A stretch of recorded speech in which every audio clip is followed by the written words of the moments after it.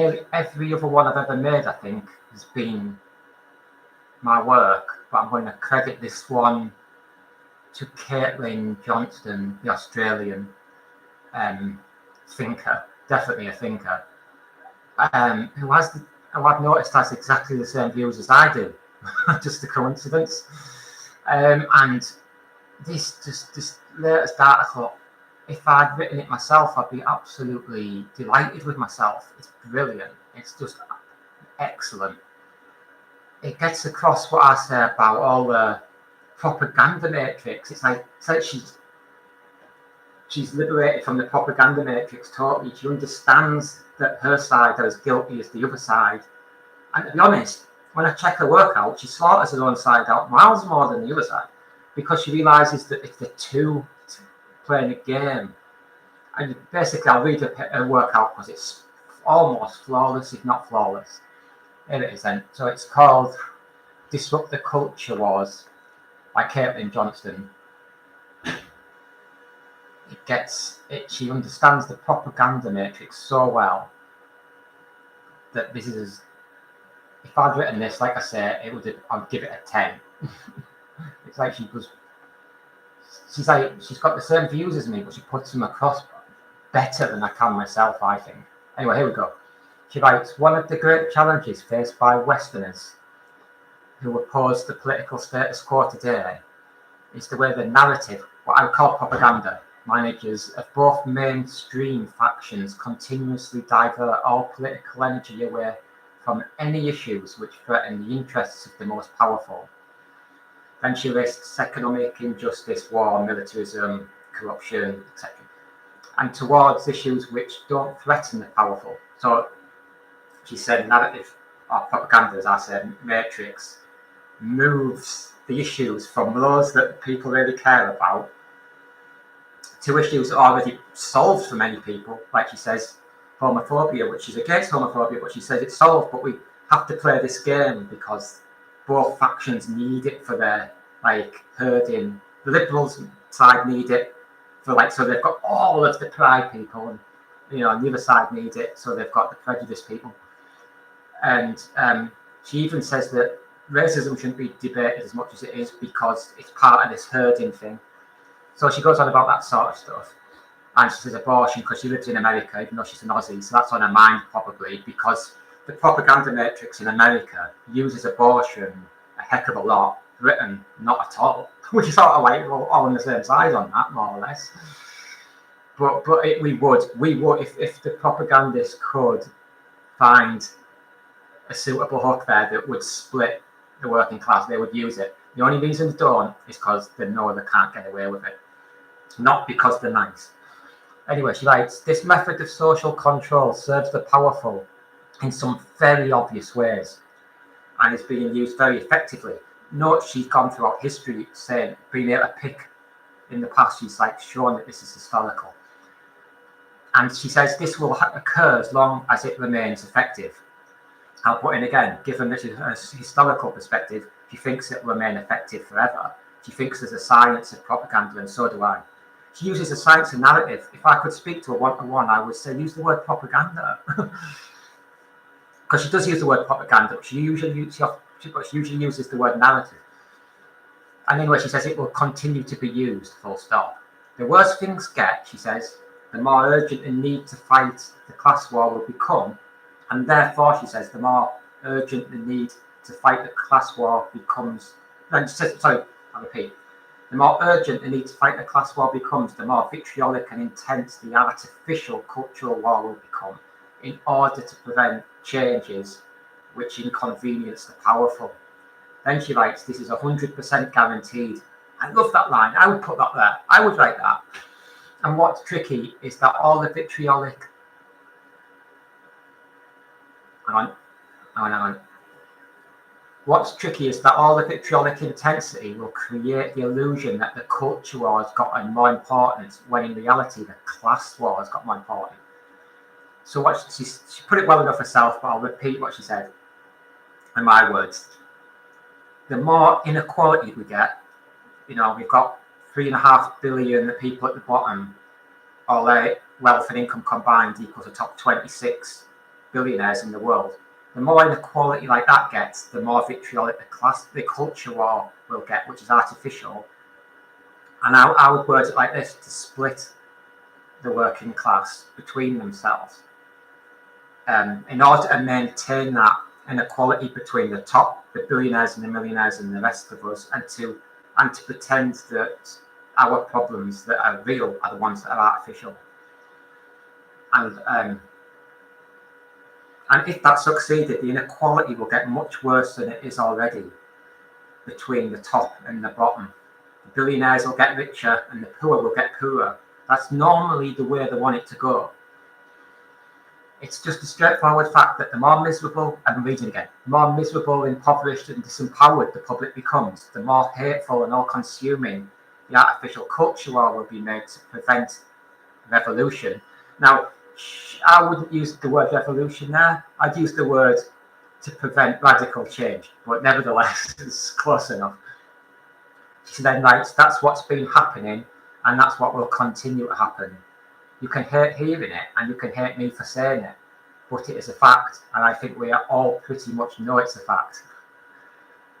So what's to be done about this? Obviously, it's not an option to just throw disempowered groups to the wolves and ignore the abuses they're suffering under the directed hatred coming from them from the right. And obviously, it's not an option to run to the other side, the Liberals, of the artificial partisan divide and play along with a mainstream faction which says we should focus only on cultural issues, as in Hillary Clinton famously arguing that breaking up the banks won't end racism and sexism.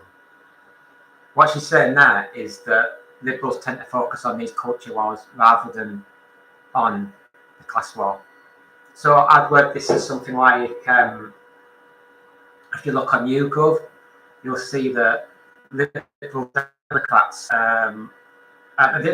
Liberals, of course, beyond the Lib Dems, obviously, it's like the Liberal Democrats got destroyed by Labour in the 1920s or 30s, and that was because Labour took a lot of their liberal values, and the Conservatives have always took a lot of their liberal values too. And so liberalism is very, very broad. We call it a liberal democracy, you see. And but if you look at the Liberal Democrats, who are the most obviously meant to be the most liberal of all, the most consistent, the ones who shouldn't be moving away from it, they like Barack Obama, close to 100% support. That's UK Lib Dems. Although they like Keir Starmer a lot, that they like the Rishi Sunak has 41% approval rating with Lib Dems, got 43% against. See what I mean? No, that's because of his background, you know, his ethnicity and all that. If he was exactly the same person with the same principles, the same values, the same policies, and he was white and working class, I don't think the Lib Dems would have him at 41%. Now, Lib Dems have a heck of a lot of white voters, so they're not against, obviously not against themselves. But what I'm saying is that someone who was like themselves would have to push their liberalism more to be believed. Whereas, like, say, Sunak can get away with not saying much at all,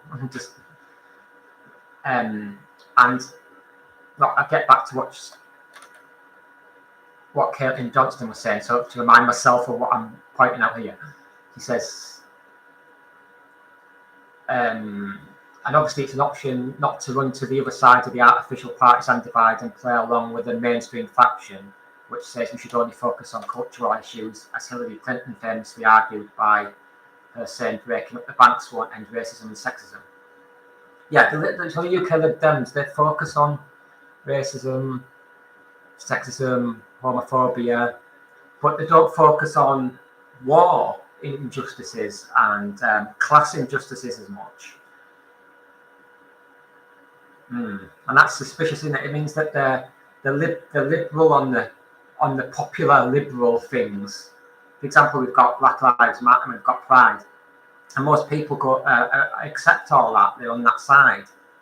But where people maybe say not so much, or it's harder to be, such as on war injustice, Lib Dems don't go there. I'm suspicious about that. And that's what she's saying there, using the example of Hillary Clinton. Remember, Caitlin's Australian, but she lives in America.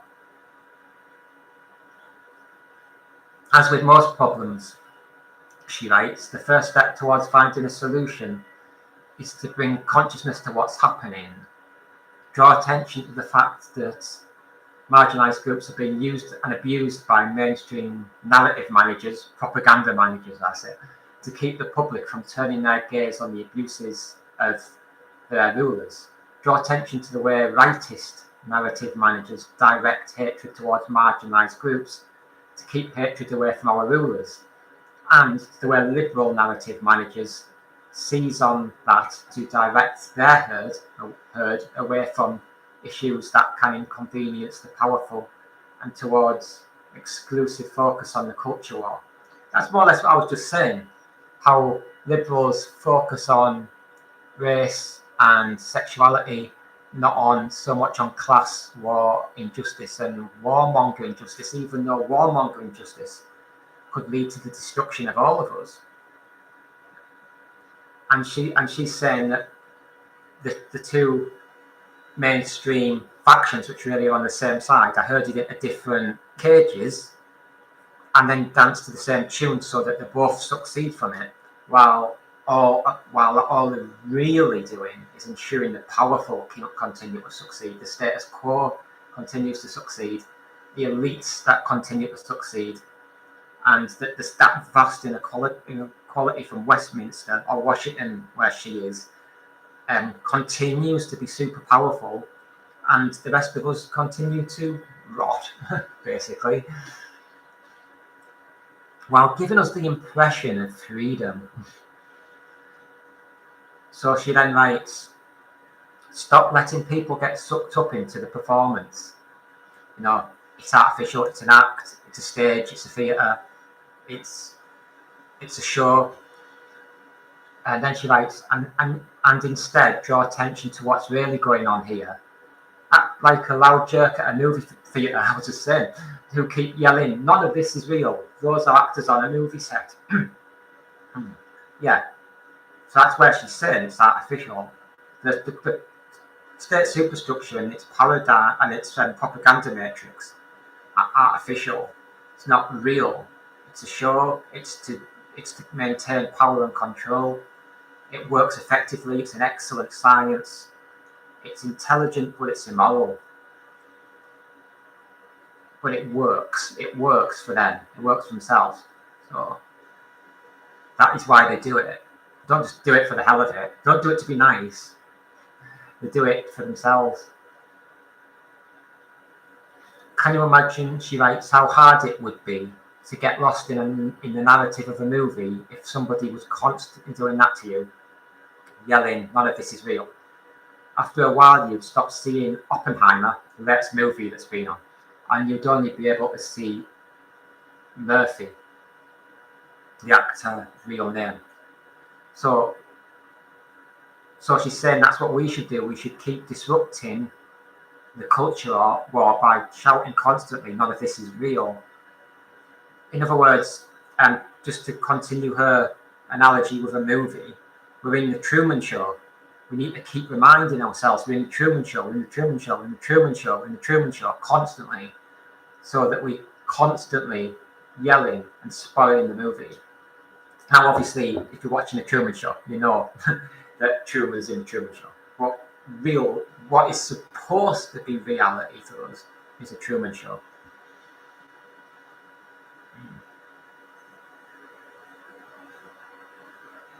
So then she writes, basically, all you're trying to do, what we need to do, is to take all the emotional heat that's been diverted into partisan feuding over issues whose outcomes will never inconvenience power in the slightest, and steer that emotional heat towards the people who are directing all this.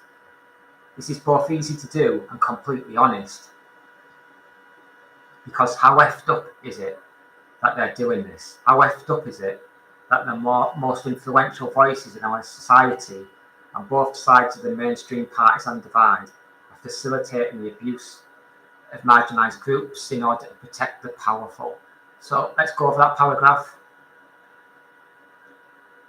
She says, take the emotional heat out of the partisan feuding, because that partisan feuding, conveniently for the powerful, never harms them. Doesn't that drop the hint that they're cushy with this? You know, people are against the powerful a lot, but they fall for them. They fall for their games. I mean, they don't fall for them as people, but they fall for their games. They fall for the important part. She's saying the way not to fall for it, the way to keep the heat on them, like we say we want to do, is by constantly shout, this isn't real, when they're powerful constantly throughout their nonsense that deflects from substantial issues, from the real meaty issues, the stuff that matters, not this branding that they all want to do. Now none of it is real. These politicians and all that, in the press, they don't give a crap about you. You have to get past them by constantly shouting back at them that you're not real, you're not real, you're not real. Think of them, so Caitlin thinks of them like a movie that's not real. They're all just actors. You know, take the emotion out of watching the movie by thinking about the cameras that are around them, supporting people to do the movie, other actors watching until it's their turn to go in front of the camera, and it would spoil the film. But it wouldn't be nice to do that for a film, but it's correct to do that for these powerful elites that are just doing everything they do for their own good and not for our good whatsoever. Now, you could also think of them like ghosts. They're not real. They're not real. What they're saying is not real. They're people. They're biological beings. But what they're saying isn't real. To think about it like what they're saying is like ghosts. Keep saying not real. Fairies, not real. Let's get back to Caitlin. She writes, it's about as loathsome a thing as you could possibly come up with. They're pitting human against human at the expense of society's most vulnerable members and watching them fight on high like Greek gods. Can you think of anything more vile? Then she says, draw attention to how disgusting what they're doing is. Draw attention to how deeply evil this behaviour is. Keep shouting in that movie theatre and drawing attention to it. Draw attention to what's really going on to highlight how profoundly depraved these monsters really are. Draw people's attention to this dynamic wherever you see it. So when the right-wing babble about LGBTQ conspiracies and shriek about wokeness, mock them for the ridiculous sheep they are for playing into a dynamic that directly serves the elite power structures they claim to oppose. When liberals are ignoring economic injustice, war, militarism, authoritarianism, corruption, capitalism, ecocide, to focus on culture war battles, whose outcomes will never even slightly inconvenience the powerful, highlight the disgusting way they themselves are feeding into a dynamic that imperils the marginalised communities they claim to defend. People on both sides of the divide will object to this message. Of course they will. I'm going to stop there. Of course they will. This is against them. This is against the elites. Sorry. So if they're on one of these sides of the divide, they're either sycophants or they're victims of the propaganda. Anyway, getting back to Caitlin. The source of their objection is the exact programming I just described. Yes, you're saying what I just said there, that they're propagandized. The truth hides just beneath that objection. On some level, you all know this is happening. Keep breaking the spell. That's a good word to use, because it is like a spell. It's like hypnosis. It's like something that you couldn't possibly believe without the propaganda. It's that ridiculous. And draw attention to what's really going on, and you can stomp out the abuse at its source. Excellent stuff. Brilliant. What an absolutely excellent article. It's just all brilliant. It's just, I wouldn't change any of it hardly. Well, I would add my own words like I did, but I wouldn't take any of her words out. Excellent. Absolutely effing excellent.